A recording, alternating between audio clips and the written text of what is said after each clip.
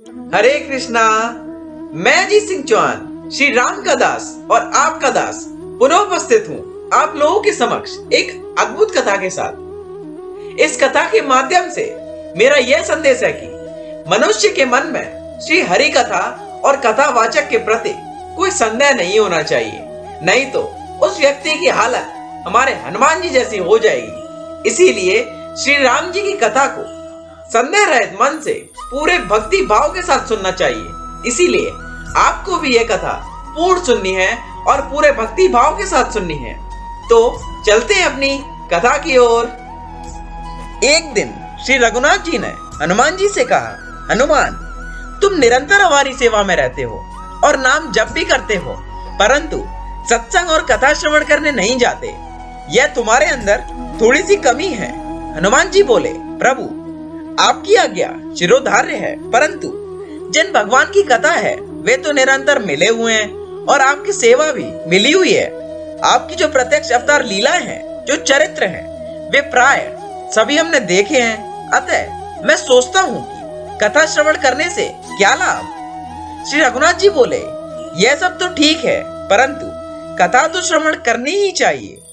श्री हनुमान जी ने पूछा कि आप ही कृपा पूर्वक बताएं कि किसके पास जाकर कथा श्रवण करें। रघुनाथ जी बोले, नीलगिरी पर्वत पर श्री काकभुशुंडी जी नित्य कथा कहते हैं। वे बड़े उच्च कोटि के महात्मा हैं। शंकर जी, देवी देवता, तीर्थ आदि सभी उनके पास जाकर सत्संग करते हैं। आप उन्हीं के पास जाकर कथा श्रवण करो। हनुमान जी ने बटुक रूप धारण किया और नीलगिरी पर्वत पर कथा में पहुंच गए। वहां श्री काकभुशुंडी जी हनुमान जी की ही कथा कह रहे थे। उन्होंने कहा कि जब जामवंत जी ने हनुमान जी को अपनी शक्ति का स्मरण कराया, तब हनुमान जी ने विराट रूप धारण किया। एक पैर तो था महेंद्रगिरी पर्वत पर, भारत के दक्षिणी समुद्र तट पर, और दूसरा रखा सीधे लंका के सुबेल पर्वत पर। एक ही बार में समुद्र लांघ गए। वहां विभीषण से मिले। अशोक वाटिका में जाकर सीधे बिना चोरी छिपे श्री सीता जी से मिले और वहां जब उन पर राक्षसों ने प्रहार किया, तब उन्होंने सब राक्षसों को मार गिराया। रावण के दरबार में भी पहुंचे।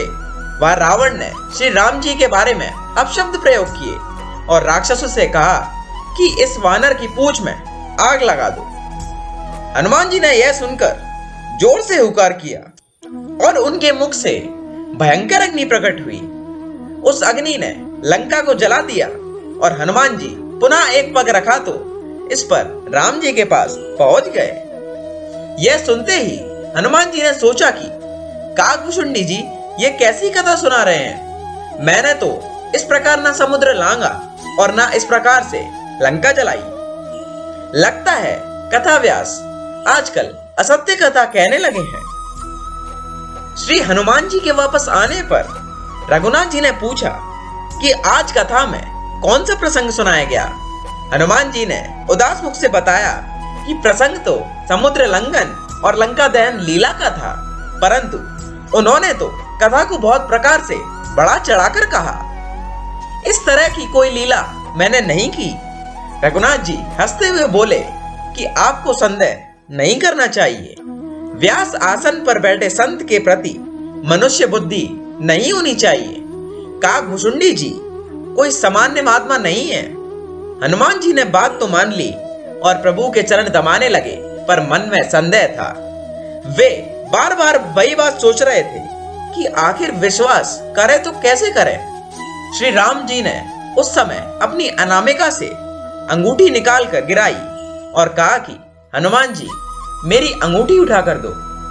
हनुमान जी जब अंगूठी उठाने झुके तो वह अंगूठी और आगे सरक गई। उनको पुनः पकड़ने गए तो और आगे जाने लगी।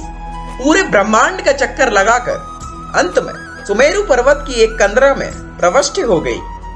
वहां पर एक विशाल गुफा के भीतर वह जाने लगी। हनुमान जी अंदर जाने लगे तो एक विशाल वानर ने उन्हें रोक लिया और उसने हनुमान जी से कहा कि मैं यहाँ का द्वारपाल हूँ, तुम्हें भीतर जाने से पहले मुझसे अनुमति लेनी चाहिए। हनुमान जी ने द्वारपाल से कहा कि तुम मुझे नहीं जानते, इसीलिए मुझसे ऐसा कहते हो। मैं श्री राम जी का दास पवन पुत्र हनुमान हूँ। यह बात सुनकर वह द्वारपाल वानर हंसकर बोला कि हनुमान कब से इतने निर्बल तेजहीन हो गए? झूठ कहते हुए तुम्हें लज्जा नहीं आती? तुम हनुमान जी कैसे हो सकते हो? हनुमान जी तो गुफा के भीतर ध्यान में बैठे हैं। हनुमान जी समझ गए कि अवश्य ही इसमें प्रभु की कोई लीला है। हनुमान जी ने द्वारपाल से आदर पूर्वक कहा कि आप भीतर जाकर हनुमान जी से विनती करो कि बाहर एक वानर खड़ा है और आपके दर्शन करना चाहता है। द्वारपाल ने भीतर जाकर हनुमान जी से कहा कि एक वानर बाहर खड़ा है और अपने को श्री रामदास हनुमान कहता है। भीतर बैठे हनुमान जी ने द्वारपाल से कहा कि वे हनुमान जी ही हैं। तुम उनको प्रणाम करके बहुत आदर पूर्वक यहाँ लाओ। बाहर खड़े हनुमान जी को द्वारपाल ने भीतर लाया। तब उन्होंने देखा कि दिव्य प्रकाश से वह गुफा चमक रही है और स्वर्ण सिंहासन पर करोड़ों सूर्य के समान तेजस्वी हनुमान जी बैठे हैं। उन्होंने हनुमान जी से कहा कि श्री काकभूषुंडी जी ने जो कथा सुनाई थी वह किसी अन्य कल्प की है। हर कल्प में भगवान के अवतार होते रहते हैं।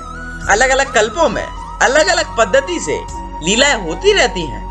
युग के अनुसार और लीला के अनुसार भगवान श्री राम अपने लीला पात्रों में जैसी शक्ति स्थापित करना चाहते हैं वैसी करते हैं। एक पैर से लंका पर जाने वाले और फूंक मारकर लंका जलाने वाला हनुमान मैं ही हूँ। तुम संदेह रहित हो जाओ। आपके द्वारा पूंछ बांधने के कारण लंका दहन करवाया और मेरे द्वारा फूंक मारकर। यह शक्ति आपकी और मेरी नहीं, यह शक्ति तो श्री राम जी की है। यह जो मेरे पास कुंड है उसमें जाकर देखो, उसमें तुम्हें भगवान की अंगूठी मिल जाएगी जिसका पीछा करते हुए तुम यहाँ आए। हनुमान जी ने कुंड में देखा तो पूरे कुंड में एक जैसी सैकड़ों अंगूठी दिखाई पड़ी। सिंहासन में बैठे हनुमान जी ने कहा कि जब जब अवतार काल में श्री राम जी हनुमान जी को कथा श्रवण करने भेजते हैं और उन्हें संदेह होता है तब वे ऐसी लीला करते हैं। अब तक सैकड़ों बार अवतार हुए और सैकड़ों हनुमान यहाँ आए। सार यही है कि कितने भी बड़े महात्मा हो, सिद्ध हो, योगी हो, सत्संग और कथा का त्याग कभी नहीं करना चाहिए। अगर आपने अभी तक हमारे चैनल को सब्सक्राइब नहीं किया है तो जाके हमारे चैनल को सब्सक्राइब करिए। तब तक के लिए हरे कृष्णा।